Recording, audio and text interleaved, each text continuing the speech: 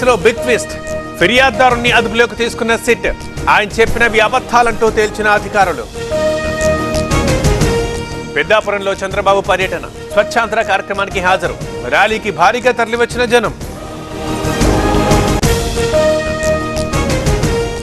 రాష్ట్రంలో అనేక మంది పెన్షన్లను తొలగిస్తున్నారు. టీడీపీ నేతల దౌర్జన్యాలు పెరిగిపోతున్నాయి. వైసీపీ నేత బొత్స ఆరోపణలు. విజయవాడలో బీజేపీ వర్సెస్ టీడీపీ. పార్కింగ్ స్థలం విషయంలో గొడవ. రథం సెంటర్లో నువ్వా నేనా. 10 తెలంగాణ ఎమ్మెల్యేలకు స్పీకర్ నోటీసులు. బీఆర్ఎస్ ఇచ్చిన ఫిర్యాదుపై వివరణ ఇవ్వాలని ఆదేశం. పార్టీ ఫిరాయించారన్న ఫిర్యాదుతో నోటీసులు.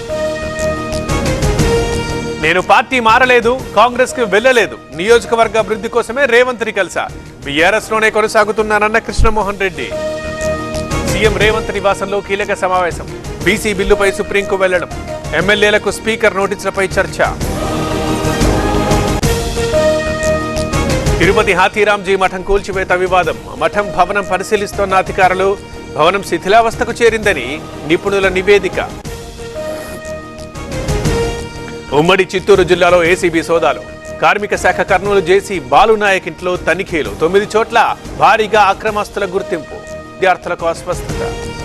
ఖజానా జ్యువెలరీస్ చోరీ కేసులో దర్యాప్తు. గుజరాత్లో మరో 2 అరెస్ట్. ఇప్పటికే 4 పట్టుకున్న పోలీసులు. తెలంగాణలో యూరియా కోసం ఆగని కష్టాలు. సిద్దిపేట జిల్లా రాయపూల్లో క్యూ లైన్లో చెప్పులు.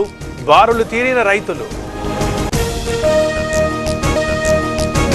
శ్రీశైలం జలాశయానికి వరద. 10 గేట్లెత్తిన అధికారులు. ప్రాజెక్టుకి కొనసాగుతున్న ప్రవాహం. బీహార్లో 7వ రోజు రాహుల్ పర్యటన. ఓటర్ అధికార పేరుతో యాత్ర. ఎస్ఐఆర్ పేరుతో ఓట్లను తొలగిస్తున్నారంటూ ఆరోపణ. ఆర్థిక వ్యవస్థపై మోదీ ప్రసంగాలు అర్థరహితం. దేశ ఆర్థిక వ్యవస్థని మోదీ ప్రభుత్వం దెబ్బతీసింది. దేశంలో నిరుద్యోగం పెరిగిపోయిందన్న ఖర్గే.